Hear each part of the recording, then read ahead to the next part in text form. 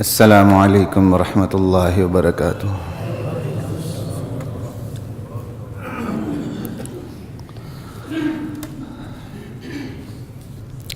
ان الحمد للہ نحمدہ ونستعینہ ونستغفرہ ونؤمن بہ ونتوکل علیہ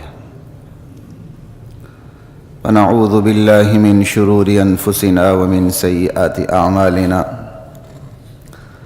من يهده الله فلا مضل له ومن يضلله فلا هادي له ونشهد أن لا إله إلا الله وحده لا شريك له ونشهد أن محمدًا عبده ورسوله أما بعد فأعوذ بالله من الشيطان الرجيم بسم الله الرحمن الرحيم ويدعو الإنسان بالشر دعاءه بالخير وكان الإنسان عجولا وجعلنا الليل والنهار آيتين فمحونا آية الليل وجعلنا آية النهار مبصرة لتبتغوا فضلا من ربكم ولتعلموا عدد السنين والحساب وكل شيء فصلناه تفصيلا صدق اللہ مولانا العظیم۔ حضرات محترم، میری کوشش ہوتی ہے کہ میں آپ کو آنے والا موضوع کبھی نہ بتاؤں۔ عوارضات پیش آتے ہیں، بسا اوقات اس پہ تیاری بھی نہیں ہوتی، نہیں ہو سکتی مکمل، یا شرح صدر نہیں ہوتا، یا اور بھی کوئی وجوہات ہوتی ہیں، بہت سی رکاوٹیں ہوتی ہیں، تو یا کوئی کرنٹ ایشو ایسا آ جاتا ہے۔ بہرحال تو میں نے بھی اللہ کا شکر ہے وعدہ نہیں ارادہ کیا تھا کہ جو آج میں آپ سے گفتگو کروں گا وہ اس حوالے سے کروں گا کہ ختم نبوت کے عقیدے پر ہر بندہ چوکیداری کا فریضہ کیسے سر انجام دے، لیکن وہ آج بات نہیں ہوگی، کوشش ہوگی کہ آئندہ جمعے اس پہ بات ہوگی۔ صرف جلاؤ گراؤ احتجاج ٹائر جلا کے خوش ہو جانا یہ کوئی حل نہیں ہے۔ ہر بندہ اپنی جگہ ختم نبوت پر پہرا کیسے دے، اولاد کی تربیت کیسے کرے، معاشرے کی تربیت کیسے کرے، اور وہ بھی قرآن کی صاف روشنی میں، بالکل پکے ٹھکے عقائد کی روشنی میں، جس میں کسی کا کوئی لحاظ نہیں۔ انشاءاللہ اس پہ بات ہوگی اللہ تعالیٰ نے چاہا۔ آج سورہ بنی اسرائیل کے دوسرے رکوع سے میں نے انتخاب کیا ہے۔ جو آیات کا آغاز ہوتا ہے وہ 11 سے آغاز ہوتا ہے۔ انشاءاللہ ہم کوشش ہوگی کہ میں آیت نمبر 11 سے چلوں اور پہنچوں انشاءاللہ 40 تک، اللہ تعالیٰ نے چاہا 39 تک چلوں انشاءاللہ۔ معاشرتی حوالے سے اس کے اندر اللہ تعالیٰ نے بہت سے احکامات دیے ہیں۔ ہر حکم ایسا ہے کہ الگ الگ نشست ہونی چاہیے، لیکن قرآن کریم ایک ایسی کتاب ہے کہ اجمالاً جو قرآن کریم کا ہے تو تسلسل کے ساتھ اس طرح بھی بیان ہونا چاہیے۔ تو میری کوشش یہی ہوتی ہے کہ بسم اللہ الرحمن الرحیم پڑھ کے ایک آیت پڑھ کے ساری اپنی بات کر کے آخر میں وآخر دعوانا نہ کہوں، جیسا کہ عام طور پہ دستور ہوتا ہے۔ میری کوشش ہوتی ہے کہ پورا قرآن کریم آپ کے سامنے رکھتا چلا جاؤں۔ اسی حوالے سے آج یہ نشست ہے، کئی چیزیں اس کے اندر آئیں گی۔ اللہ مجھے بھی ہمت عطا فرمائے حق بات کہنے کی، سمجھ آئی بات کی؟ اللہ آپ کو بھی ہمت عطا فرمائے حق بات صرف سمجھنے کی نہیں، حق بات کی حمایت کی، صرف حق بات کی نہیں، ہم بھی کمزور ہیں، حق بات کہنے والوں کی حمایت کی۔ تیار ہے نا آپ اس کے لیے؟ چلیں دیکھیں گے کچھ عرصے بعد، اگر موقع آگے میں دیکھ لوں گا آپ لوگوں کو، سمجھا؟ یہ کہنا بہت آسان ہے، اگر موقع آیا تو پھر میں آپ لوگوں کو دیکھ لوں گا۔ یہ ریکارڈنگ ہو رہی ہے، اور میں اپنی نوکری کو، اپنے سکیلوں کو، اپنی ان چیزوں کو اللہ ذوالجلال کی قسم کبھی میں خاطر میں نہیں لایا، اللہ کے دین کی خاطر میں نہیں لایا ہوں۔ کیا چیز ہے تو نوکری تو چھوکری تو کوئی اور چیز اللہ کے دین کے مقابلے میں۔ مجھے عہدے کے لحاظ سے اس سے بھی بڑی پیشکشیں ہوئی تھی دنیاوی لحاظ سے، ورنہ دینی لحاظ سے میں اس سے بڑا نہیں سمجھتا. اور پیشکش بھی با اثر شخصیت نے کی تھی، ادارے کے سربراہ نے کی تھی، اور میں نے ان سے معذرت کر دی تھی. یہاں تو لوگ چپڑاسی لگنے کے لیے کیا کہتے ہیں ہلکان ہو جاتے ہیں کیونکہ بے روزگاری عام ہے، لیکن یہاں تو مجھے اس سے بڑا عہدہ دینے کی کوشش کی گئی تھی جس کو میں نے بڑے احترام کے ساتھ اس کو میں نے ریجیکٹ کر کیا کہتے ہیں انکار کر دیا تھا. لیکن کہنے کی بات یہ ہے حضرات محترم، حق کہنا، حق سننا، حق سہنا، حق کی حمایت کرنا، پھر حق والوں کی حمایت کے لیے کھڑے ہونا، یہ اللہ نے پوچھنا ہے مجھ سے بھی آپ سے بھی. اللہ عمل کی ہم سب کو توفیق عطا فرمائے. سمجھا؟ یہ بات یاد رکھیے گا. یہ حق کی ذمہ داری صرف آپ کی نہیں ہے، یہ حق کی ذمہ داری صرف میری نہیں ہے، یہ حق کی ذمہ داری صرف مسجد میں بیٹھنے اور سننے والوں کی نہیں ہے. ہر اس شخص کی ذمہ داری ہے جس نے نبی کریم صلی اللہ علیہ وسلم کا کلمہ پڑھ رکھا ہے، لا الہ الا اللہ محمد الرسول اللہ. یہ ہر اس شخص کی ذمہ داری ہے. لا الہ الا اللہ واللہ اکبر وَيَدْعُ الْإِنسَانُ بِالشَّرِّ دُعَاءَهُ بِالْخَيْرِ. اللہ کہتے ہیں انسان شر کو ایسے مانگتا ہے جیسے اسے خیر مانگنی چاہیے. اس کے دو مفہوم ہیں عمومی طور پہ. نبی علیہ السلام کہتے تھے عذاب آئے گا اگر تم سدھرو گے نہیں، تو کہتے تھے لے کے آ جاؤ عذاب. کہا یہ تو خیر مانگنی چاہیے، یہ جس طرح خیر مانگتے اس طرح ہی تو عذاب مانگ رہے ہیں. اور دوسرا مطلب انسان جس طرح خیر مانگتا ہے اس طرح ہی شر مانگتا ہے. جب حالات ادھر ادھر ہو جاتے ہیں تو اپنے آپ کو ہی کوسنے لگتا ہے، خود اپنے آپ کو بد دعائیں دینے لگتا ہے. دیکھیں نا لوگوں کو، کئی دفعہ لوگ بیمار ہو جاتے ہیں تو اپنے آپ کو بد دعا دینے لگتے ہیں، یا اللہ اٹھا لے. نہ، ایسا نہ کہیں. اللہ کے نبی صلی اللہ علیہ وسلم نے تو خوش قسمت انسان کی یہ تعریف فرمائی ہے کہ اس کے خوش قسمت انسان کون ہے؟ کہ من طال عمرہ وحسن عملہ، جس کی عمر لمبی ہو، اعمال اچھے ہوں. اللہ سے صحت مانگیں، اللہ سے عافیت مانگیں، اللہ سے نیک عمر طلب کریں، اللہ سے نیک اولاد طلب کریں. بچے تو بہت ہی اچھے ہوتے ہیں، دو کیا جتنے ہوں اتنے اچھے. آپ کی نظر صرف ایک زبان پہ جاتی، دو ہاتھوں پہ نہیں جاتی. کہ اللہ نے اس کو دو ہاتھ بھی دیے کمانے کے لیے، صرف ایک منہ دیا ہے لیکن ہاتھ دو دیے ہیں. اور اس ایک منہ کے لیے نہیں، اپنے لیے یہ حواس، یہ قوتیں، یہ شعور، یہ تمیز، یہ سب کچھ، یہ ہاتھ پاؤں، اٹھنا بیٹھنا چلنا، دل دماغ، سب کچھ اپنی بندگی کے لیے اور ساتھ ساتھ سیکنڈری لیول پہ. اسی سے تو آپ نے کمانا ہے، صرف ایک منہ کے لیے. صرف ایک منہ پہ نظر جاری، نہ عقل پہ نظر، نہ دل پہ نظر، نہ جان پہ نظر، نہ حواس پہ نظر، نہ خدا کی خدائی پہ نظر. وَيَدْعُ الْإِنسَانُ بِالشَّرِّ دُعَاءَهُ بِالْخَيْرِ. انسان خیر جس طرح خیر مانگنی چاہیے اس طرح شر مانگتا ہے. اللہ سے عافیت مانگے، اللہ سے کبھی بھی امتحان نہ مانگے، اللہ سے شر کبھی بھی نہ مانگے، اللہ سے موت کبھی بھی نہ مانگے. ہاں کسی فتنے میں مبتلا ہونے کا خطرہ ہے، اتنی دعا کی اجازت ہے، یا اللہ اس فتنے میں مبتلا ہونے سے پہلے مجھے اس دنیا سے اٹھا رہا ہے. وَإِذَا أَرَدْتَ فِتْنَةً فِي قَوْمٍ فَتَوَفَّنِي غَيْرَ مَفْتُونٍ. لا الہ الا اللہ. وَكَانَ الْإِنسَانُ عَجُولًا.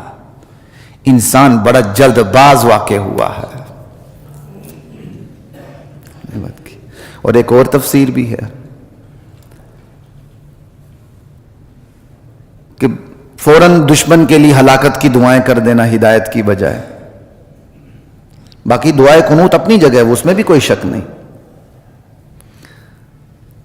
لیکن فوراً ہی کچھ ہو جائے ہلاکت کی دعائیں شروع کر دینا، ان کے لیے ہدایت کی دعا نہ کرنا.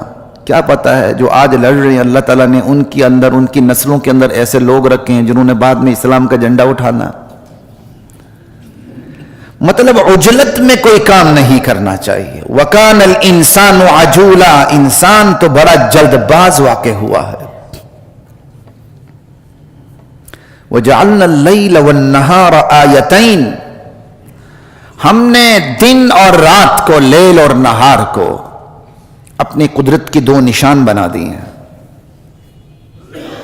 فَمَحَوْنَا آیَةَ اللَّيْلِ، ہم نے رات والی نشانی کو بے نور بنا دیا ہے،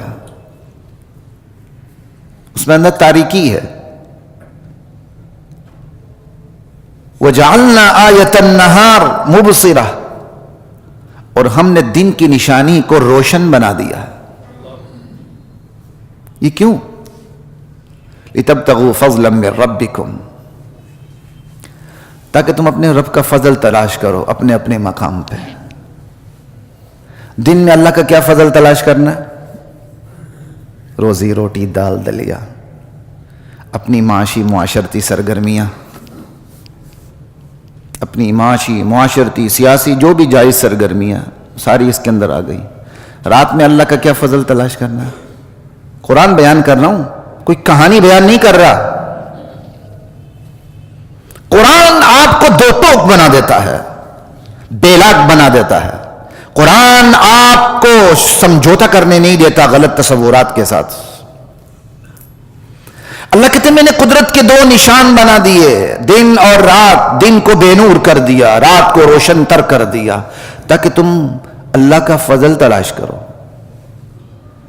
پہلی حکمت اللہ نے یہ بیان کی. دن میں اللہ کا فضل تلاش، تجارت ہے، سیاست ہے، معیشت ہے، معاشرت ہے، سماجی ذمہ داریاں ہیں. اور دن میں رات میں اللہ کا کیا فضل تلاش کرنا. تھک ہار کے آپ آ جاتے ہیں، گھر کے دروازے پر بیوی آپ کا استقبال کرتی ہے، یہاں ماں سر پہ ہاتھ رکھتی ہے، باپ ہوتے ہیں، ملتے ہیں، اپنے کمرے میں چلے جاتے ہیں، خلوت میں چلے جاتے ہیں. میاں بیوی ہیں تو پھر اللہ کا فضل تلاش کرتے ہیں. سمجھ آ رہی ہے نا؟ اللہ کا فضل تلاش کرتے ہیں، نیک اولاد کی طلب رکھتے ہیں. یہ اللہ کا فضل ہے. اس سے بڑا فضل کیا ہوا کہ بندہ اس فضل کے ذریعے نہ صرف اولاد اس کو ملتی بلکہ زنا سے بچتا ہے، بےہودگی سے بچتا ہے، شجرہ نسب کے خاتمے سے بچتا ہے. آج جو نسلیں اس فضل کو تلاش نہیں کرتی اور اس فضل کو بھول بیٹھی ہیں، اللہ نے سزا کے طور پر، اللہ نے انتقام کے طور پر ان کے شجرے نسب کو مٹا دیا ہے. ان کو پتہ ہی نہیں ان کا ابا جی کون ہے، دادا جی کون ہے، پردادا جی کون ہے، پتہ ہی نہیں ان کو. اللہ نے انتقام میں ان کا شجرے نسب مٹا دیا ہے. کتنا اللہ کا فضل ہے. خدا کی قسم ایشوز اٹھتے رہتے ہیں، اور اس کی روشنی میں جب آپ قرآن کو دیکھو ایسا لگتا ہے یہ آیت ابھی اتری ہے، یہ آیت ابھی اتری ہے. سالہ سال سے میں آپ کے سامنے قرآن بیان کر رہا ہوں، لیکن واللہ ایشوز اٹھتے رہتے ہیں. میں نے کچھ آیات ایسی میں نے 1 سے زائد مرتبہ آپ کے سامنے رکھی، لیکن ریکارڈنگ جا کے اٹھا کے دیکھ لیں کہ بات کرتے ہوئے پہلو کچھ اور آ رہے ہوتے ہیں. اور آج اگر اس پہلو پہ میں آج بات کر رہا ہوں، واللہ یہ پہلو پہلے میری نظر میں نہیں تھا جو آج ہے. یہ نہیں کہ میرا کمال ہے، یہ اللہ کے کلام کا کمال ہے کہ اس کے اندر خزانہ اللہ نے رکھا ہوا ہے. ذرا غور و فکر کرو، وہ خزانہ خود ہی سامنے آ جاتا ہے. بیک وقت یہ قوم بدقسمت بھی ہے، خوش قسمت بھی ہے. اس سے خوش قسمت امت اللہ نے بھیجی نہیں. اسے آخری نبی ملا، اس سے سب سے بڑا افضل نبی ملا، اور اس سے سب سے بڑی کتاب ملی. سب سے بڑا معجزہ اس کو نبی کے ہاتھوں، اس کے ہاتھ میں آیا. اور اس سے بڑی بدقسمت کوئی نہیں کہ یہ اس کتاب سے رہنمائی لینے کے لیے تیار نہیں ہے. یہ فلموں کے ڈائلاگ سے رہنمائی لینے کے لیے تیار ہے، لیکن اللہ کی کتاب سے یہ رہنمائی لینے کے لیے تیار نہیں ہے. سمجھ آئی بات کی؟ لا الہ الا اللہ. لِتَبْتَغُوا فَضْلًا مِّن رَبِّكُمْ وَلِتَعْلَمُوا عَدَدَ السِّنِينَ وَالْحِسَابِ. اور یہ دن رات کی 2 نشانیاں، ایک بے نور، دوسری نشانی روشن تر، یہ رکھی اس لیے تاکہ تم دن کا، وقت کا، ماہ کا، سال کا حساب کتاب رکھو. یہ آنا جانا نہ ہوتا، ایک ہی وقت ہوتا، تمہیں حساب کتاب تم کیسے لگاتے؟ اللہ نے سورج چاند ان کا آنا جانا لگا دیا. تمہارے لیے ماہ و سال کا حساب اللہ نے شمار کرنا، حساب کرنا آسان بنا دیا. لِتَبْتَغُوا فَضْلًا مِّن رَبِّكُمْ وَلِتَعْلَمُوا عَدَدَ السِّنِينَ وَالْحِسَابَ وَكُلَّ شَيْءٍ فَصَّلْنَاهُ تَفْصِيلًا. دین اور دنیا کی ہر ضروری چیزیں ہم نے کھول کے تمہیں بیان کر دی ہیں. دین میں آنے کا مطلب یہ نہیں کہ دنیا کی چھٹی. ہاں، نری دنیا میں آنے کا مطلب دین کی چھٹی ہے. خالص دین میں آنے کا مطلب دنیا کی چھٹی نہیں ہے، بلکہ دنیا کا رخ سیدھا کر کے اس کو استعمال کرنا. دین دنیا کا انکار نہیں کرتا، لیکن جب دیندار دنیا پہ آتا ہے تو دنیا اور دنیا والوں کا رخ بھی سیدھا کر دیتا ہے. وَكُلَّ شَيْءٍ فَصَّلْنَاهُ تَفْصِيلًا. دین دنیا کی ہر ضروری بات کو ہم نے کھول کے تمہارے سامنے رکھ دیا. لا الہ الا اللہ. وَكُلَّ إِنسَانٍ أَلْزَمْنَاهُ طَائِرَهُ فِي عُنُقِهِ. ہم نے ہر انسان کی گردن میں اس کا عمل، اس کا شگون، اس کی قسمت لٹکا دی ہے. طائرہ، یہ میں نے ایک وقت ایک سے زائد تفسیروں کو جمع کر دیا. طائرہ عمل، بندے کی گردن میں اس کا عمل لٹکا ہوا ہے، برا ہو کہ اچھا ہو، اس کے مطابق اس سے سلوک ہوگا. اس پر اللہ ظلم نہیں ہونے دیں گے، نہ کریں گے. طائرہ قسمت. عرب میں پرندوں سے بھی فال نکالتے تھے نا، تو پھر یہ قسمت کے لیے لفظ استعمال ہو رہا ہے. اس کی قسمت اس کی گردن میں لٹکی ہوئی ہے. وہ اپنی قسمت لینے کے لیے کسی تھڑے پر بیٹھے ہوئے بابے کے پاس نہ جائے جسے وضو غسل استنجا تک کا پتہ نہیں، جو پیشاب پخانہ بہاتا رہتا ہے. اس کی میری اور آپ کی قسمت اس کے ہاتھ میں نہیں ہے. میری اور آپ کی قسمت کسی انگوٹھی کی مندری کے اندر، کیا کہتے ہیں، کسی نگینے میں یا فیروزے میں یا عقیق میں نہیں ہے. میری اور آپ کی قسمت کسی پامسٹ کے خبروں کے اندر نہیں ہے. میری اور آپ کی قسمت میری اور آپ کی اپنی گردن میں لٹکی ہوئی ہے. اندر جھانک کے دیکھیں. میری اور آپ کی صفات میری اور آپ کی قسمت کا فیصلہ کرتی ہیں. اپنی زندگی کے متعلق میرے اور آپ کے فیصلے میرے اور آپ کی قسمت کے فیصلے کرتے ہیں. ہاں، یہ تدبیر ہے، اوپر کیا ہے؟ تقدیر ہے. ہم نے کام کرنا ہے، بھروسہ اپنی تدبیر پہ نہیں کرنا، کام کر کے سپرد اللہ کو کر دینا ہے. خدا کی منشا کے مطابق کام کر کے بھروسہ اللہ پہ رکھیں، جو نتیجہ نکلے وہ تقدیر ہے. لیکن خدائی تقدیر پہ ہاتھ نہ ڈالیں. جس نطفے پر اللہ نے جاندار کی تخلیق نقش کر دی ہے کہ یہ گندا نطفہ ایک پاک باز یا ناپاک انسان بن کے سامنے آئے گا، اللہ ذوالجلال کی قسم وہ پتھر پر بھی پڑے گا تو اس سے بندہ جنم لے گا. اس لیے آپ تخلیق انسانی کو روک نہیں سکتے، ممکن ہی نہیں ہے. جنہوں نے روکنے کی کوشش کی پھر بھی ان کے ہاں اولاد ہو گئی. کیا آج وہ اپنے اس بچے کو یا اس بچی کو بتانے کی پوزیشن میں ہے کہ بیٹا ہم نے تو تجھے روکنے کی کوشش کی تو اللہ کی مرضی سے باہر آیا ہے؟ آپ بتانے کی پوزیشن میں ہیں؟ بتائیں گے تو اس پہ کیا گزرے گی؟ آپ اتنی خود غرض آ گئے کہ 2 روٹیاں کھانے کے لیے آپ ایک جان کا سودا کر رہے ہیں. خبردار تم نے باہر نہیں آنا. اس سے بڑھ کر انسان کی کوئی خود غرضی ہے کہ خود 2 روٹی کھانے کے لیے 5-10 مرلہ 2 کنال کے پلاٹ میں کیا کہتے ہیں گھر میں رہنے کے لیے وہ انسانوں کو باہر نہیں آنے دے رہا؟ خبردار نہیں آنا. اور جنہوں نے باہر نہ دینے کی کوششیں کی آج ان ممالک کا حال دیکھیں. انشاءاللہ اللہ تعالیٰ نے چاہا اس موضوع پر کبھی پھر بات ہوگی، دین دنیا دونوں حوالوں سے اللہ نے چاہا. پوری دنیا اس کام سے رکی ہوئی ہے اور ہم اس کام میں لگ رہے ہیں. پوری دنیا نے اس کے بدترین نتائج دیکھ لی ہیں اور مجھے اور آپ کو شہریت دے کے اپنے پاس لے جا کے بسا کے اپنا بنا رہے ہیں، اور میں اور آپ اس کام کے پیچھے لگ رہے ہیں. پھر ماشاءاللہ مولوی صاحبان بھی آ رہے ہیں، زمانہ باتیں ہو رہی ہیں. چاہے وہ جتنی مرضی کوئی اپنی صفائی پیش کرے، ان کے ماننے والے بھی جتنی مرضی اپنی صفائیاں پیش کرے. دیکھنا یہ ہے کہ عوام تاثر کیا لیتی ہے. یہ نہیں دیکھنا پڑتا کہ ایک وزڈم رکھنے والا کیا سمجھ رہا ہے یا انہوں نے کیا انڈیکیشن دی یا انہوں نے کیا اشارہ کیا. یہ تو دیکھنا ہے کہ عوام پبلک اس سے کیا تاثر کو قبول کر رہی ہے، اس کا کیا اثر لے رہی ہے. ہاں ایک عنوان غلط ہے، آپ چلیں جائیں، آپ اس عنوان کے خلاف بولیں، ویل ڈن، بہت اچھی بات ہے. جائیں ایک عمل غلط ہو رہا ہے، کئی دفعہ ایسا ہوتا ہے جانے کی مجبوری ہو جاتی ہے، لیکن ایک سوچ ہی غلط ہے، ایک عنوان ہی غلط ہے، وہاں جا کر زومانہ قسم کی باتیں یا ادھر ادھر کی، بہرحال اس کی گنجائش شریعت میں بہرحال نہیں ہے۔ ان کے معتقدین کو چاہے جتنا برزی برا لگے، لا یخافون لومۃ لائم، ملامت کرنے والوں کی ملامت کی ہمیں کوئی پرواہ نہیں ہے۔ ہمارا کام اللہ کے دین کو سچا سچا بیان کرنا ہے۔ موت کا وقت مقرر ہے، رزق بٹ چکا ہے، موت کا وقت مقرر ہو چکا ہے۔ میرے اور آپ کے دین پر قدم رکھنے سے، دین پر عمل کرنے سے کچھ بھی نہیں ہوتا، کچھ بھی نہیں ہوتا، بلکہ فائدہ ہی ہوگا، نقصان نہیں ہوتا۔ خیر، لا الہ الا اللہ وکل انسان الزمناہ طائرہ فی عنقہ، ہر انسان کی قسمت، اس کا عمل ہم اس کی گردن میں لٹکا دیا ہم نے۔ جیسا کردار ہوگا ویسی قسمت ہوگی، جیسی قسمت ہوگی ویسا سلوک ہوگا۔ وَنُخْرِجُ لَهُ يَوْمَ الْقِيَامَةِ كِتَابًا، قیامت کا دن ہوگا، ہم اس کا اعمال نامہ اس کے سامنے لا کھڑا کریں گے، پیش کر دیں گے اس کو، اس کا اعمال نامہ۔ آج یورپ کی دنیا میں کیا، آپ ایک قدم بھی اٹھاتے ہیں تو پورے کیمروں میں آپ آ رہے ہوتے ہیں۔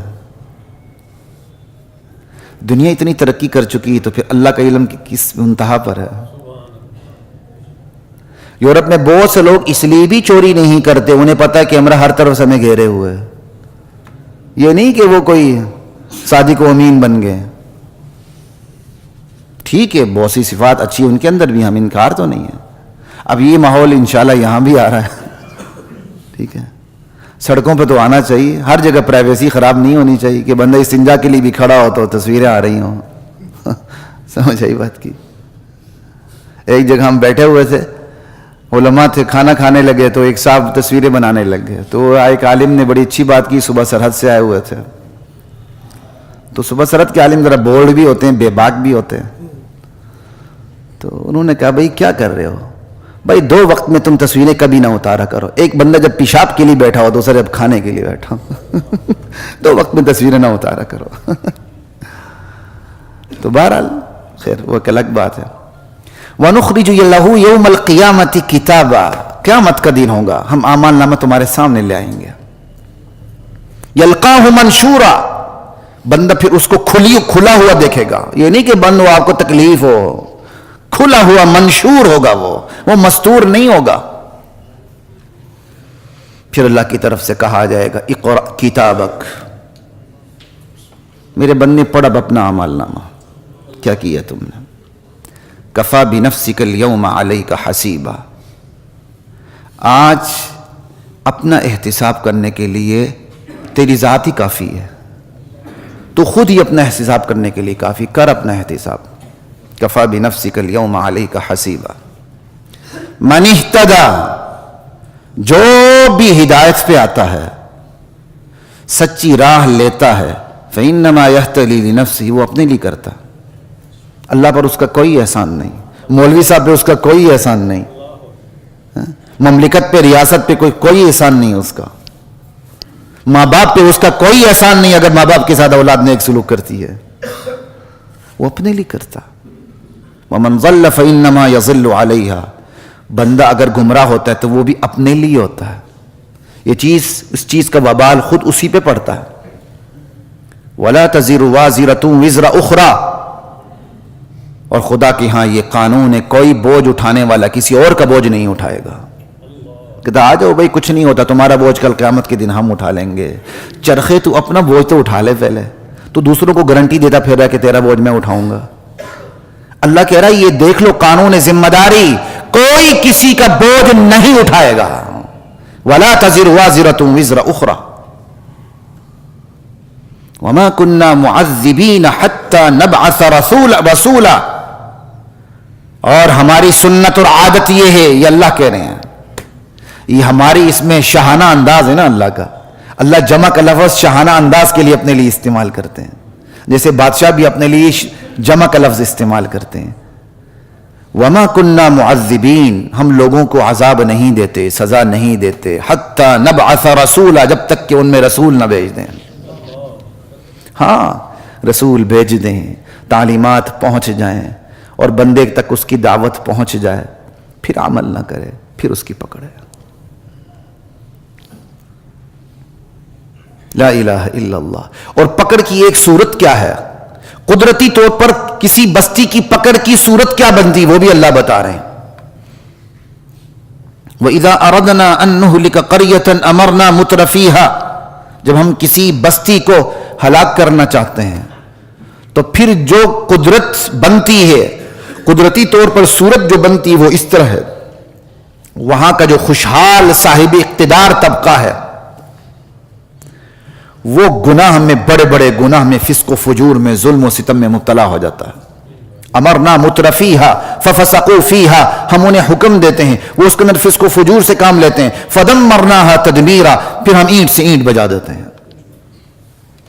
یعنی قدرتی طور پر جو شکل بنتی کسی کی بستی کی تباہی کی وہ اس طرح بنتی ہے، سب سے پہلے اس بستی کا خوشحال طبقہ، اس بستی کا خوشحال طبقہ گناہ میں مبتلا ہوتا ہے۔ بھائی گناہ کرنے کے لیے بھی تو کچھ ہونا چاہیے نا۔ غریب تو شیخ چلی کے خواب پالتا ہے، بس اس کے انڈے کا ٹوکرا گر گیا۔ امیر گناہ پہ عمل کرنے کی قدرت ہوتی ہے، صاحب اختیار کو گناہ پر عمل کرنے کے مواقع ہوتے ہیں۔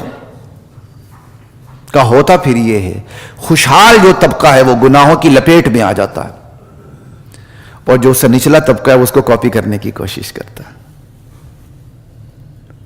یا وہ خاموش رہتا ہے۔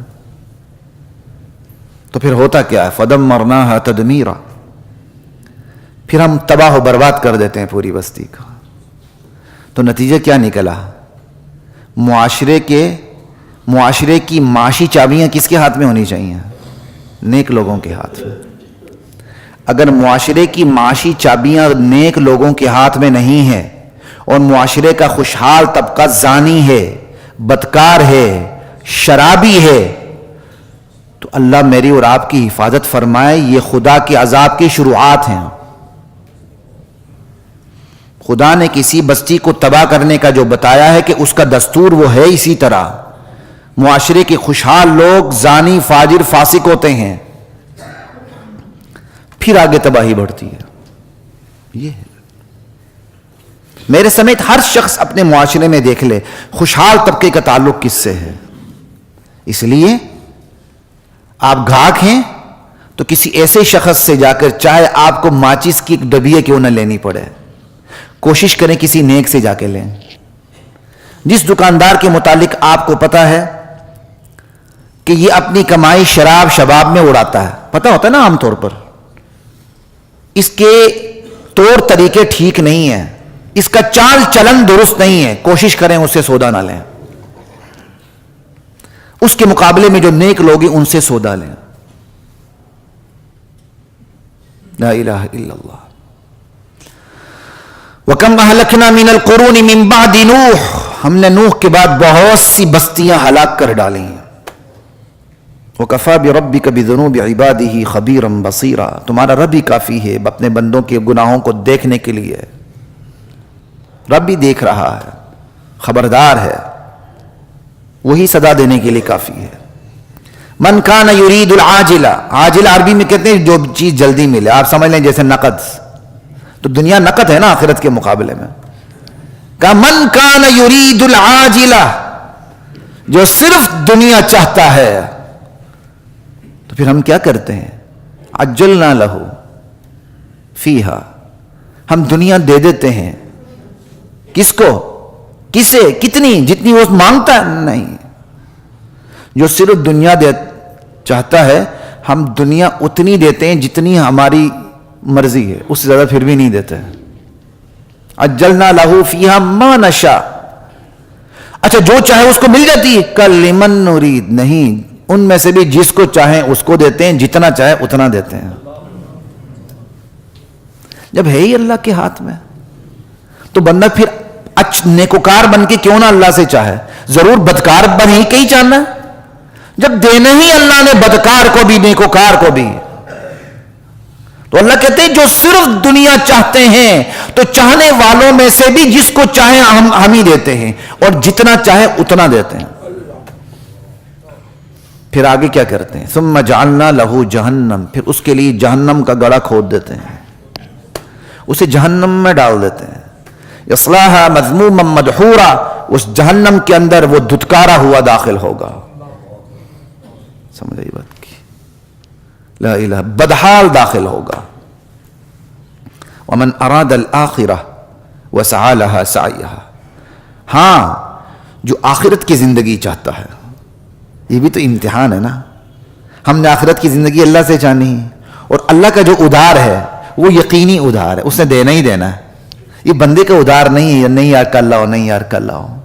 آپ کسی کو واپس بھی کرنی چلی جائے نا، کوئی چیز، آپ کے اپنے دوست ہیں، دکان ہے، آپ جا کے کوئی چیز واپس کرتے ہیں تو آپ کو پیسے واپس لیتے ہوئے بھی شرم آتی ہے اور اس کو واپس دیتے ہوئے بھی شرم آتی ہے. وہ دیتا بھی جلدی نہیں پھر آپ کو. ہم معاملات میں بڑے گندے لوگ ہیں. ومن اراد الاخرہ وسعى لها سعیہا. یہ اللہ ایسا نہیں ہے.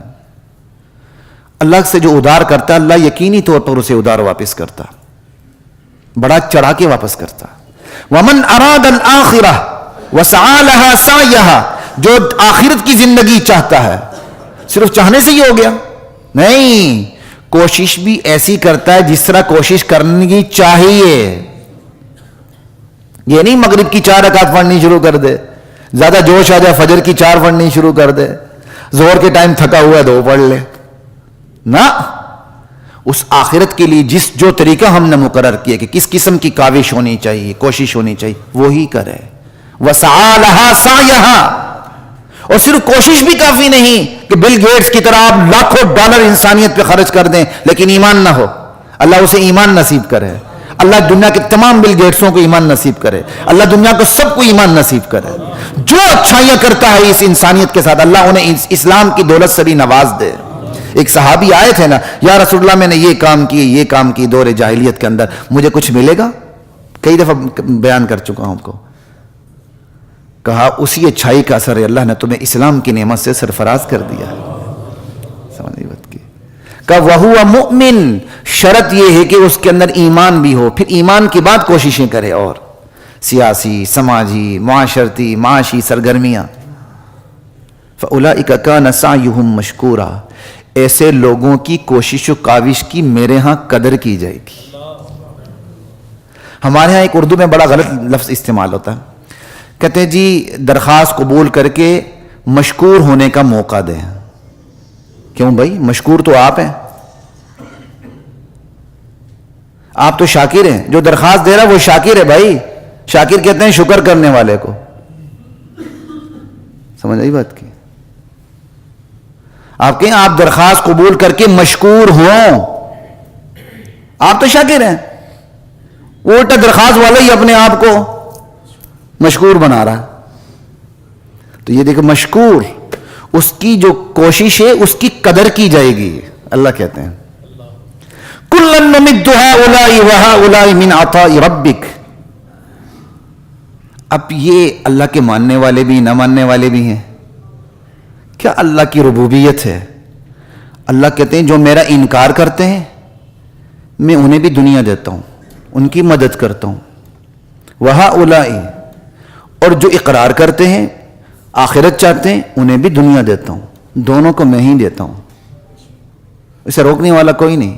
من عطاء ربک. یہ تو تمہارے پروردگار کی عطا ہے. یہ عطا کافر کے لیے بھی ہے، مسلمان کے لیے بھی ہے. وما كان عطاء ربک محظورا. تیرے پروردگار کی عطا پر کوئی بندش نہیں لگا سکتا. دونوں کے لیے ہے، لیکن آخرت صرف مسلمان کے لیے ہے. جنت کی زندگی صرف مسلمان کے لیے. بس انظر کیف فضلنا بعضهم على بعض. ارے دیکھو تو صحیح، ہم نے دنیا کے اندر ایک دوسرے پر فضیلتیں دے رکھی ہوئی ہیں. کوئی مال میں، کوئی دولت میں، کوئی اقتدار میں، کوئی اختیار میں، کوئی مرتبے میں، جاہ و جلال میں ایک دوسرے سے بڑھ کر ہے. ارے بھائی یہی فضیلتیں آنے والی زندگی میں ہوں گی اور بڑھ چڑھ کے ہوں گی دنیا سے. وَلَلْآخِرَةُ أَكْبَرُ دَرَجَاتٍ وَأَكْبَرُ تَفْضِيلًا. یہی فضیلتیں آخرت میں بڑھ چڑھ کے ہوں گی. کسی کا رتبہ زیادہ بلند ہوگا، کسی کا کم ہوگا، کسی کا اس سے بھی کم ہوگا، کوئی بہت ہی اوپر ہوگا. جنت میں ایسے جنتی بھی ہوں گے جنہیں ہر روز اللہ کا دیدار ہوگا، اور ایسے بھی ہوں گے جنہیں ہفتے بعد ہوگا. غالباً ہفتے بعد یا مہینے بعد، اس طرح حدیث میں بھی پورا یاد نہیں آ رہا. تو درجات ہے نا، درجات ہیں. ایک تفسیر. دوسری تفسیر، ارے تم دنیا میں دیکھو، ہم نے ایک کو دوسرے پر فضیلت دے رکھی ہے. ایک بندہ حلال کمائی کرتا ہے، خس و خاشاک کے جھونپڑے میں رہتا ہے، اس کی عزت جو عوام کے دلوں کے اندر ہے وہ عوام کے دلوں میں اس کے لیے نہیں ہے جس نے حلال حرام کمائی مکس کر کے شراب شباب میں اڑا دی اور بہت کوئی بڑے بڑے محلات بنا دیے، چاہے اس کو سامنے سے سلام کرتے ہوں، جی حضوری کرتے ہوں، پیچھے گالیاں ہی دیتے ہیں. دنیا کے اندر ہم نے نیک لوگوں کی عزت رکھی تو آخرت میں تو یہ جو فضیلتیں بڑھ چڑھ کے ہوں گے. وَلَلْآخِرَةُ أَكْبَرُ دَرَجَاتٍ وَأَكْبَرُ تَفْضِيلًا لا تجعل مع اللہ الہا آخر، ارے اللہ کے ساتھ کسی کو معبود نہ بنانا، فتقعد مذموما مخذولا، ورنہ تم بے یار و مددگار رہ جاؤ گے. جو ایسا کرے گا وہ بے یار و مددگار رہ جائے گا، بدحال ہو جائے گا. وَقَضَىٰ رَبُّكَ أَلَّا تَعْبُدُوا إِلَّا إِيَّاهُ، یہاں اللہ نے اپنا ذکر کیا، میرے ساتھ کسی اور کو معبود نہ بناؤ، فوراً بناؤ، فوراً ہی اللہ والدین کا ذکر کر رہے ہیں. وَقَضَىٰ رَبُّكَ أَلَّا تَعْبُدُوا إِلَّا إِيَّاهُ، تیرے رب کا فیصلہ ہے کہ اس کے سوا کسی کی عبادت نہیں کرنی. وَبِالْوَالِدَيْنِ إِحْسَانًا، تیرے رب کا فیصلہ ہے کہ والدین کے ساتھ حسن سلوک رکھنا. اما یبلغن عندک الکبر احدہما او کلاہما، ارے تمہارے پاس اگر ماں باپ میں سے ایک یا دونوں بڑھاپے کی دہلیز پہ پہنچ جائیں، انہیں اف تک نہ کہو، اف تک نہ کہو. اب میرے والدین بوڑھے ہیں، بیمار زیادہ ہیں والدہ کی نسبت، کئی دفعہ بڑی تکلیف ہوتی ہے جب میں دیکھتا ہوں کہ وہ بد پرہیزی کر رہے ہوتے ہیں، ذرا ٹھیک ہوتے ہی نہیں بد پرہیزی شروع کر دیں، بڑی تکلیف ہوتی ہے. لیکن وہیں قرآن کی آیات یاد آنی چاہیے، فلا تقل لہما اف، اف تک نہیں کہنا، تلخ لہجے میں بات نہیں کرنی، چاہے غلطی ان کی ہے لیکن وہ اس کو بھی محسوس کریں گے.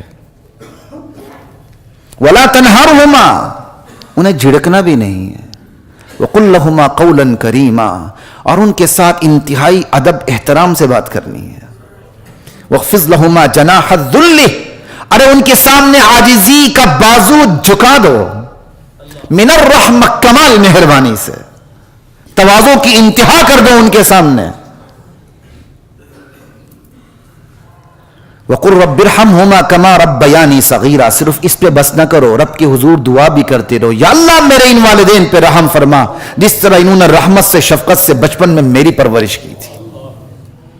یا اللہ میرے ان والدین پہ رحم فرما کیونکہ انہوں نے رحم کے ساتھ میری پرورش کی تھی. یہ دونوں ترجمے میں نے آپ کے سامنے کر دیا.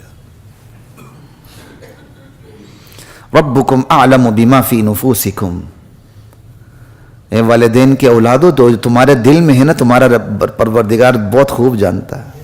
والدین بوڑھے ہوتے ہیں، 3-4 بھائی ہوتے ہیں، 5-6 بہنیں ہوتی ہیں، دل میں آتا رہتا باپ چلا گیا، ماں چلی گئی، جائیداد کیسے تقسیم ہوگی، کیا بنے گا، ابھی سے میں اگر انگوٹھے ٹھپے لگا لوں، یہ کروں وہ کروں.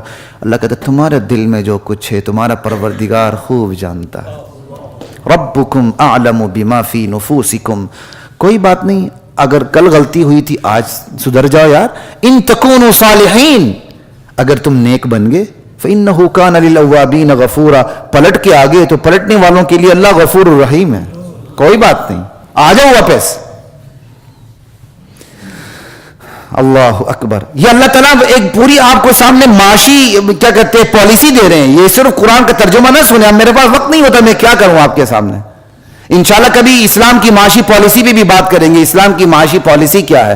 اب جو آگے آیات آ رہی کم سے کم آپ انہی کو معاشی پالیسی سمجھ لیں. چند آیات ہیں، سنیں ذرا. معاشی کی پالیسی کے بعد پھر ایک حکم بھی آ رہا ہے، اس کو بھی ذرا غور سے سنیے گا، ٹھنڈے دل سے سنیے گا. نہیں ٹھنڈے دل سے سنتے آپ کی مرضی ہے، آپ میرے رازق نہیں ہیں. وَآتِ ذَا الْقُرْبَى حَقَّهُ، قرابت داروں کو ان کا حق ادا کرو. جو رشتہ دار کا حق ہے، یہ معاشی پالیسی ہے کہ نہیں؟ کتنے لوگ ہیں جو اپنی بہنوں کو حصہ دیتے ہیں، کتنے لوگ ہیں جو اپنے بھائیوں کو حصہ دیتے ہیں. وَآتِ ذَا الْقُرْبَى حَقَّهُ، رشتہ داروں کو ان کا حق دو. والمسکین، جو غریب مسکین اجنبی ان کو بھی ان کا حق دو. میری دولت پہ، آپ کی دولت پہ صرف میرا اور آپ کا حق نہیں، مسکینوں کا بھی حق ہے. یہ صرف اخلاقی ہدایات نہیں ہے، قانونی ہدایات ہیں. آپ تو ماشاءاللہ خود اس فیل کے، آپ کو سمجھانا میرے لیے کوئی مسئلہ نہیں ہوتا. یہ قانونی ہدایات ہیں، صرف اخلاقی فرمائشیں نہیں ہیں. لا الہ الا اللہ والمسکین وابن السبیل. صرف مسکین ہی نہیں بھائی، مسافر کو بھی اس کا حق دو. یہاں تک پھر اس کا پلان کیا گیا، کسی بستی میں کوئی اجنبی مسافر آ جائے 3 دن تک وہ اس کی میزبانی کریں گے. کوئی مسافر کسی بستی میں چلا جائے تو وہ اپنے آپ کو اجنبی نہ سمجھے. یہ آج کل آپ کو بڑے بڑے ہوٹلز کھل رہے ہیں، یہ ہو رہا ہے فلاں ٹمکانے شمکانے، آپ اس کو جو مرضی ترقی کا نام دیں، لیکن یہ بے مروتی کا ایک بہت بڑا نشان بھی ہے. جہاں آپ کے 10 گھر ہیں رشتہ داروں کے، آپ وہاں بھی جا کے ہوٹل میں رہ کر وہاں ان کو فون کر کے ملتے ہیں، تو اس سے بڑی بے مروتی کیا ہوئی؟ اولڈ ہوم اولڈ ہاؤس کھل گیا، آپ خوش ہو رہے ہیں، بوڑھوں کا خیال رکھا جا رہا ہے، اس سے بڑی بے مروتی کیا ہوئی؟ اسلام تو خاندانی ادارے کو سنبھالتا ہے اور آپ نے اولڈ ہاؤس بنا کے خاندانی ادارے کے تباہ کر کے رکھ دیا ہے. ہاں جو بالکل لاوارث ہے ان کے لیے ضرور ایسے گھر بننے چاہیے، لیکن جن کے والدین زندہ ہیں، جن کے رشتہ دار زندہ ہیں، آگے پیچھے والے زندہ ہیں، وہ جا کے اولڈ ہاؤس میں رہیں. اسلام کے یہ مزاج کے خلاف ہے. اسلام خاندانی ادارے کو تباہ کرنے کے لیے کوئی ایسا قدم اٹھانے کے لیے تیار نہیں ہے. یہ پالیسی ہے، سنیں، ایک ایک چیز میں ہزار حکمتیں آپ کو ملیں گی. ذالک وابن السبیل ولا تبذر تبذیرا. فضول خرچی نہ کرو. آپ اندازہ کرنے کا پہلے حقوق ادا کرو، اب فضول خرچی نہ کرو. کیا مطلب؟ فضول خرچی نہیں کرو گے تو یہ حقوق ادا کرنے کا تمہارے اندر حوصلہ ہوگا.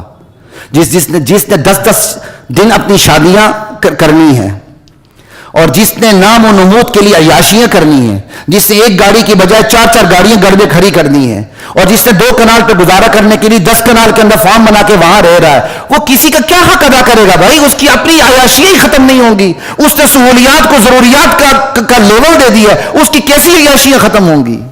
کہ فضول خرچی نہ کرو. فضول خرچی نہیں کرو گے تو حوصلہ بھی ہوگا، پھر تم مقربین کا حق بھی ادا کرو گے، مسکینوں کا حق بھی ادا کرو گے، مسافروں کا حق بھی ادا کرو گے. ان المبذرین کانوا اخوان الشیاطین.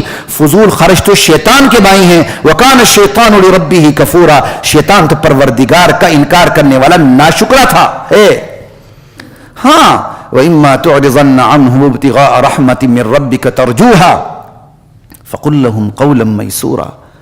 کوئی تمہارے پاس مانگنے آ گئے، کوئی رشتہ دار، کوئی مسافر، کوئی مسکین، ابھی تمہارے پاس نہیں ہے، تمہیں امید ہے یار کچھ کما کمو کے اس کو دے دوں گا، تو بڑے نرم طریقے سے اسے رخصت کرو. چل بے، ایسے نہیں کرنا نا، بڑے نرم طریقے سے اسے. فَقُل لَّهُمْ قَوْلًا مَّيْسُورًا وَلَا تَجْعَلْ يَدَكَ مَغْلُولًا.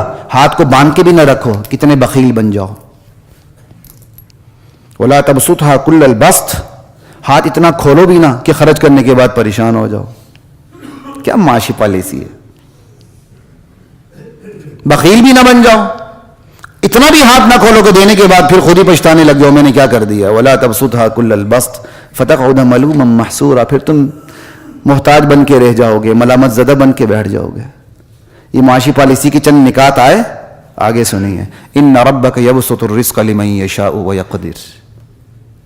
یہ تمہارے پروردگار کی قدرت ہے، کسی کے لیے رزق کھول دیتا ہے، کسی کے لیے رزق تنگ کر دیتا ہے. یہ اس کی تقدیر ہے. بے طبقات معاشرے کا کوئی وجود نہیں ہے، کلاس لیس سوسائٹی کا کوئی کنسپٹ نہیں ہے. معاشرے میں امیر بھی ہوں گے، غریب بھی ہوں گے. فطری نامساوات کو آپ مصنوعی مساوات میں تبدیل نہ کریں. ہاں جو فطری نامساوات ہے اس کو مصنوعی مساوات اس لیول پہ بھی نہ رہ جائے کہ غریب کو روٹی کا ٹکڑا بھی نہ ملے. جو اللہ نے تقسیم کی ہے نا غریب امیر کی، اس کو تم ختم نہیں کر سکتے. یہ غریب تقسیم امیر کی تقسیم ہی ہے جس کے ذریعے بندہ صدقات دیتا ہے، زکوٰۃ دیتا ہے، کیا کہتے ہیں عشر دیتا ہے، فطرانہ دیتا ہے. اگر امیر غریب کی تقسیم نہ ہو تو یہ تمہیں یہ ثواب کے ذرائع تمہیں ملے تو کہاں سے ملے؟ انہ کان بعبادہ خبیرا بصیرا. یہ معاشی پالیسی آ گئی تھوڑی سی، اب آگے حوصلے سے سنیے.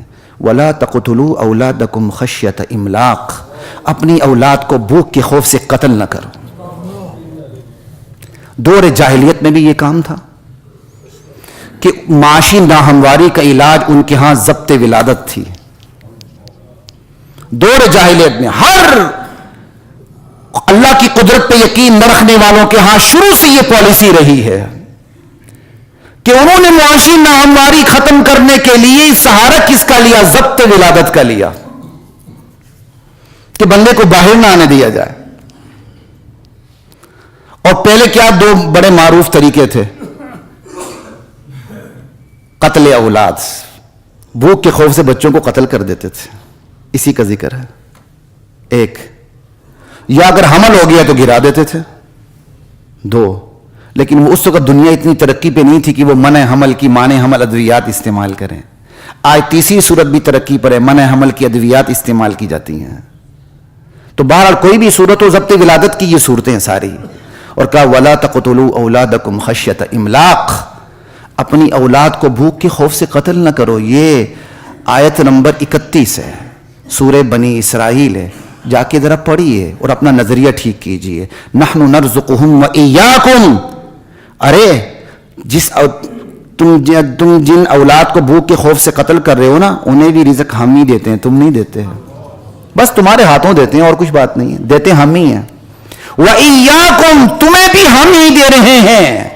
بھوک کے خوف سے اولاد کو قتل کرنا, ضبط ولادت میں پڑھنا, مانع حمل کی گولیاں استعمال کرنا, یا اس کے پیچھے پڑھنا کا ان قتلہم کان خطئا کبیرا, بہت بڑی خطا ہے یہ. اور اگلی آیت بھی اس آیت سے جڑی ہوئی ہے, ذرا اور حوصلے سے سنی. کہ ولا تقربوا الزنا, زنا کے قریب بھی نہ پھٹکو. جب سے معاشرے میں مانع حمل کی گولیاں آ گئیں, زنا بڑھ گیا. بے خوفی آ گئی نا. کیا آ گئی؟ یورپ میں تو اس کے علاج بھی ہوتے ہیں. اب میں اس پہ کیا بات کروں, آپ مجھ سے زیادہ جانتے ہیں. شادی سے پہلے علاج کرواتے ہیں. جیسے کوئی آپ گاڑی ٹھیک کرانے کے لیے بلال گنج لے جاتے ہیں. لا الہ الا اللہ. وَلَا تَقْرَبُوا الزِّنَا إِنَّهُ كَانَ فَاحِشَةً, زنا کے قریب بھی نہ پھٹکو. میری بے حیائی ہے یہ. اللہ تعالیٰ نے قتل اولاد اور زنا کو ملا کے ذکر کیا ہے. اللہ کو پتا تھا 14 صدیاں بعد ایک ایسا وقت آنا ہے جس میں ضبط ولادت کا ایک اور طریقہ ایجاد ہوگا کہ لوگ مانع حمل کی گولیاں کھائیں گے. سمجھ؟ مرد تعلیم و تربیت کے بہانے سے کم اولاد پیدا کرنے کی کوشش کرتا ہے, اور عورت حسن کو برقرار رکھنے کے لیے کم اولاد پیدا کرنے کی کوششوں میں مصروف ہے. لیکن ہوتا وہی ہے. مدعی لاکھ برا چاہے تو کیا ہوتا ہے, وہی ہوتا ہے جو آپ دیکھتے ہیں. اچھا جی. وَلَا تَقْتُلُوا النَّفْسَ الَّتِي حَرَّمَ اللَّهُ إِلَّا بِالْحَقِّ. اچھا ایک بات یاد رکھیں, چونکہ قرآن کی یہ سری آیات ہے نا, اس لیے امت مسلمہ نے مجموعی طور پر نسل کشی کے تصور کو کبھی قبول ہی نہیں کیا. کیا زبردست بات ہے. 1400 سال کی تاریخ دیکھ لیں, امت مسلمہ نے نسل کشی کے تصور کو, آبادی کے گھٹانے کے عمل کو, پالیسی کو مجموعی طور پر کبھی قبول ہی نہیں کیا. یہ 1400 سال کی تاریخ ہے. کیوں آپ قرآن سامنے جا کے پڑھیں. چونکہ یہ آج کا میرا موضوع نہیں ہے, میں تو بنی اسرائیل کی آیات پہ بات کر رہا ہوں, تو قرآن مجھے بلا رہا ہے ان آیات پہ بولو. نہیں بولوں گا تو قرآن نے مجھے پکڑنا ہے, وگرنہ اس موضوع پر, یہ تو میں بنی اسرائیل کی آیات پہ بات کر رہا ہوں, تو یہاں بات آ رہی ہے. لا الہ الا اللہ واللہ اکبر. سمجھ آئی بات کی. ان چیزوں کا خیال رکھیں حضرات محترم. دونوں ہاتھ جوڑ کے میں آپ سے کہتا ہوں, اللہ کے لیے قرآن پڑھو. صرف اخلاقیات کوئی چیز نہیں ہے, صرف میٹھے میٹھے بول کوئی چیز نہیں ہے. اور نظریات کی طرف, نظریات میں ترجیحات کی طرف. سمجھ آئی بات کی. اور نظریات کو بھی رد عمل کے طور پہ نہ پڑھیں. فلاں فرقے نے یہ کہا تو یہ نظریہ ہے, فلاں فرقے نے یہ کہا تو یہ نظریہ. نہیں, خدا کے لیے ایسا نہ کریں. تعصب کی انک نہ پہنیں, نہ میری بات مانیں. نظریات پڑھیں, آئیڈیالوجیز کو لیں, اور نظریات میں ترجیحات قائم کریں کہ اسلام نے نظریات میں ترجیح پہلا کون سا رکھا, دوسرا کون سا, توحید, رسالت, آخرت, توحید, آخرت, رسالت, ساری آپ کے سامنے. پھر رد عمل کے طور پہ نہ پڑھیں, خود اس کے اندر کیا گہرائی ہے اس کو لیں. باتیں کھلتی چلی جائیں گی. اگر آپ نے گہرائی میں نہیں کیا نا آپ, تو پھر آپ عجیب عجیب بلنڈر ماریں گے. پھر آپ کیا بلنڈر ماریں گے؟ ایک بلنڈر بتا کے بات کو ختم کرتا ہوں. پورے رکوع پہ بات کرنی تھی, میں نہیں کر سکا, لیکن یہاں تک بات الحمدللہ ہو رہی. تو ایک بلنڈر کا تذکرہ کر کے بات کو ختم کر رہا ہوں. قرآن کریم کی آیت ہے وَأَوْفُوا بِالْعَهْدِ إِنَّ الْعَهْدَ كَانَ مَسْئُولًا. وعدوں کو پورا کرو, وعدوں کی پوچھ ہوگی. اب آپ کے پاس دو بندے آ جاتے ہیں. خبر صاحب کو ایک بندہ اپنا منصف بنا لیتا ہے. دو بندے, انہوں نے سود کا لین دین کیا ہے. ایک بندہ کہتا ہے جی یہ مجھ سے سود لے رہے ہیں. دوسرا بندہ کہتا ہے جی ٹھیک ہے میں نے سود لینا کیونکہ انہوں نے وعدہ کیا مجھے سود دینے کا. اب خبر صاحب اگر یہ فیصلہ کر دیتے ہیں تم نے وعدہ کیا سود دے دو, تو اس سے بڑا بلنڈر کوئی نہیں ہوگا. یہ قرآن کریم کی شیطانی تفسیر ہوگی کوئی کرے گا تو. اگر اسے روک دو, کہا اوفو بالعہد, تم اوفو بالعہد کا غلط ترجمہ کر رہے ہو, غلط تشریح کر رہے ہو. وعدہ جو پورا کرنا ہے, جو اسلام کے مطابق کیا ہوا وعدہ ہے, اس کو پورا کرنا ہے. آج اگر آپ سود کے وعدے کو پورا کرنے کی بات کرتے ہیں, چونکہ اس نے سود دینے کا وعدہ کیا تھا لہذا کمپنی سود دے, اور آپ یہ بات کرتے ہیں, کل ایک اور اٹھ کے آیا تھا, اس نے مجھے شراب دینے کا وعدہ کیا, آپ شراب دیں. پھر کل ایک اور اٹھ کے آئے گا, اس نے مجھ سے زنا کرانے کا وعدہ کیا تھا, پورا کریں. کیا روک ٹوک ہوگی ذرا مجھے بتائیں تو صحیح. یہ تو میں نے صرف آپ کے سامنے کوئی لاجیکل ریزن رکھ دی, ورنہ وہی کے سامنے لاجک ہے کیا چیز؟ کچھ بھی نہیں ہے. قرآن قرآن ہے, محمد الرسول اللہ کا حکم حکم ہے, اللہ کی اطاعت ہے. اللہ مجھے بھی سنبھلنے کی توفیق عطا فرمائے, اللہ آپ کو بھی سنبھلنے کی توفیق عطا فرمائے. آخری 5-10 سیکنڈ کی بات یہ ہے, اللہ کہتے ہیں وَلَا تَقْفُ مَا لَيْسَ لَكَ بِهِ عِلْمٌ, جس چیز کا تمہیں پتہ نہ ہو اس کے پیچھے مت پڑو. کتنی عجیب بات ہے. جس چیز کا تمہیں پتہ نہیں ہے نا, جس چیز کا تمہیں پتہ ہی نہیں کہ جائز ہے ناجائز ہے کیا, فوراً اس کے پیچھے نہ پڑ جاؤ. ان السمع والبصر والفؤاد كل اولئک کان عنہ مسئولا. یہ تمہاری سماعت, یہ تمہاری کیا کہتے ہیں سنوائی, اور یہ تمہاری کیا کہتے تمہارا دل, ان سب کے بارے میں کل تم سے پوچھ ہوگی. وآخر دعوانا الحمدللہ رب العالمین.